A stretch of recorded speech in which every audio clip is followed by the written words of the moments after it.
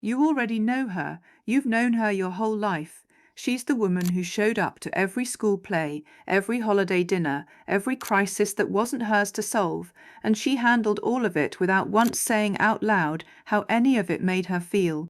She cried once, maybe twice, that you can remember.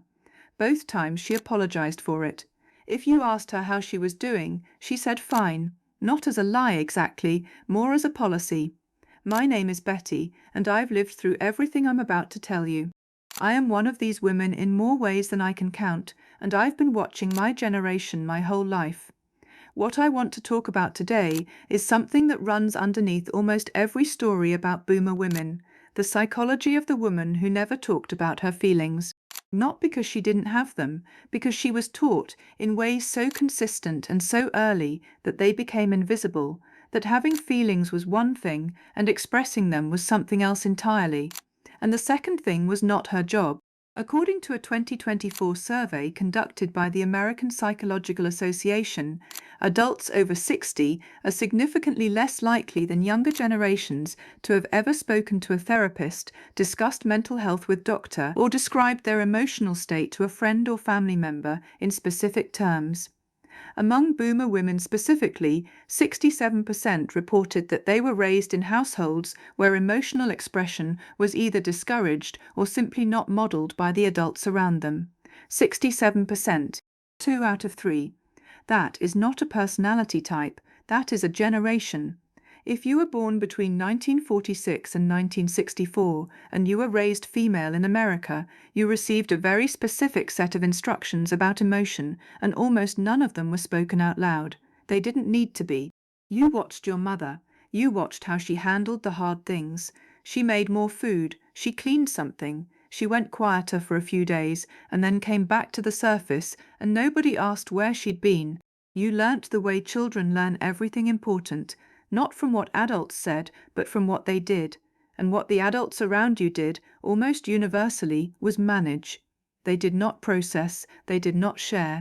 They did not sit with someone and say, "This is what I'm carrying, and I need you to know about it." They carried it alone, and when it got too heavy, they set it down somewhere private and picked it back up later and kept going. You were watching all of this and filing it away under the category of how a woman behaves, and then you became a woman, and you behaved accordingly. There's a piece of psychology that helps explain why this pattern was so durable, and it comes from research on what's called emotional socialization, the process by which children learn which emotions are acceptable to express and which ones need to be managed privately. A landmark study by psychologist John Gottman found that children who grew up in households with what he called emotion-dismissing parents, adults who minimized, ignored, or expressed discomfort with emotional displays, developed a very specific emotional profile as adults. They became highly competent at functioning under stress. They were reliable, capable, and consistent. And they had significant difficulty identifying and articulating their own internal states, a condition researchers sometimes call alexithymia, which in plain language means struggling to find words for what you feel. The boomer woman who never talked about her feelings is not emotionally simple. She is, in many cases, emotionally complex in ways she has never had the language or the permission to explore. The feelings are there, they have always been there, they just never had a door to walk through. And here is the thing about a feeling with no door, it doesn't disappear.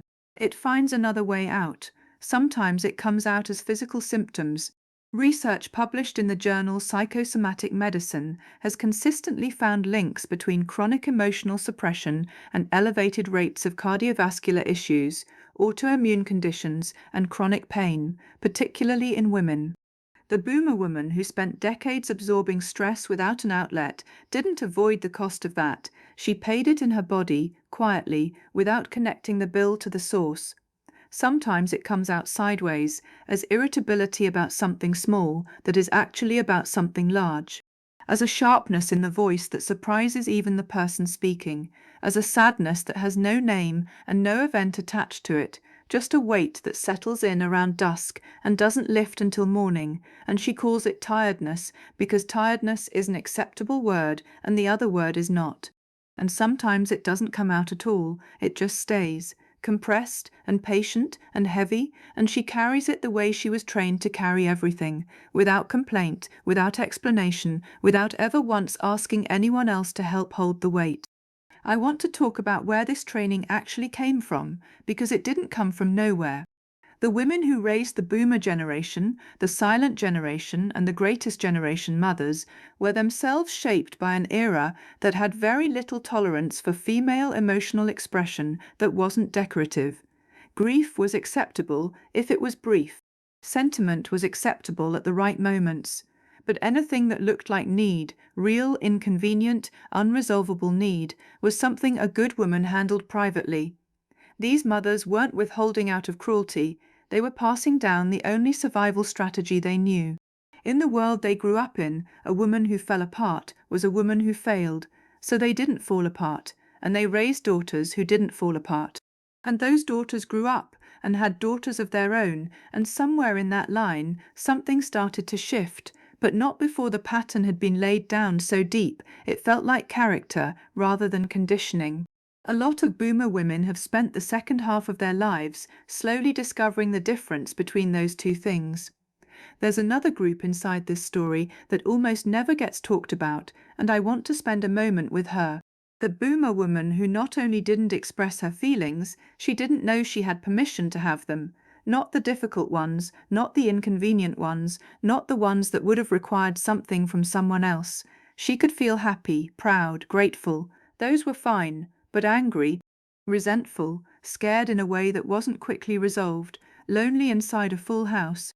Those feelings sat in a room with nose, and she walked past the door every day for decades without opening it, because she had been taught, not with words but with something deeper than words, that those feelings were a form of selfishness, that needing something was taking something, that the good woman was the one who required the least. Pew Research data from 2023 found that boomer women are significantly more likely than millennial or Gen X women to describe their primary role in their family as caretaker, and significantly less likely to describe themselves as someone whose emotional needs are regularly met. Those two things are connected. When your entire identity is organized around giving, receiving becomes foreign, asking becomes almost physically uncomfortable. And the years go by, and the children grow up, and the house gets quieter, and suddenly there is space, real, actual space, for the first time in decades, and instead of feeling like relief, it sometimes feels like standing in a room where all the furniture has been removed. You don't know where to sit, you don't know what you're supposed to do now that you're not doing it for someone else. The Cigna Health 2025 Loneliness Report found that 60% of boomer adults qualify as lonely by clinical measure, and that boomer women are disproportionately represented in the category of people who report feeling lonely but having no one they feel comfortable telling that to. Read that again. Lonely and no one to tell. That is the specific inheritance of a generation of women who were taught that need is a burden and silence is strength. Here is where I want to say something that I mean very carefully. These women are not victims of their own silence. They are not broken. They are not failed versions of some more emotionally evolved ideal. They are women who did what the world asked of them with everything they had, and they did it well, and the cost of it is real and worth naming. The strength was real, the suppression was also real. And both of those things can be true at the same time without cancelling each other out. What is changing, slowly, quietly, in ways that don't make headlines, is that some of these women are starting to open the door, not because someone told them to, not because therapy became trendy, but because the house got quiet enough that they could finally hear what had been in the room the whole time. Research from AARP's 2025 Mental Health Survey found that adults over 60 are the fastest growing demographic seeking therapy for the first time, and that the most commonly cited reason was not crisis, but something closer to curiosity. Finally having the time and space to look at things they had been carrying for 40 years. A lot of you have been leaving comments about your mothers, about yourselves, things you recognized without having words for until now. That's exactly why I keep coming back to these stories, because this generation did something enormous and quiet, and the least we can do is say it out loud. So here is what I want to say to the boomer woman who spent her whole life not talking about her feelings. The feelings were valid, every one of them.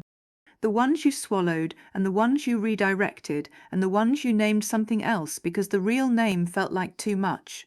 The anger that came out as efficiency, the grief that came out as busyness, the loneliness that came out as self-sufficiency so complete that nobody thought to ask if you were okay. All of it was real, and it is not too late to say so, not to a room full of people. You don't have to do it like that. Maybe just to one person, a daughter who is old enough to hear it now, a friend who has been carrying the same thing in the same silence, a journal that asks nothing of you and judges nothing you write. One sentence, one true sentence about how something actually felt. That is enough to start. That is the whole door. You don't have to walk all the way through it today. Just crack it open and see what the air feels like on the other side. Leave me a comment. Tell me one thing you never said out loud that you're ready to say now. I'll be reading every one. Thanks for being here with me.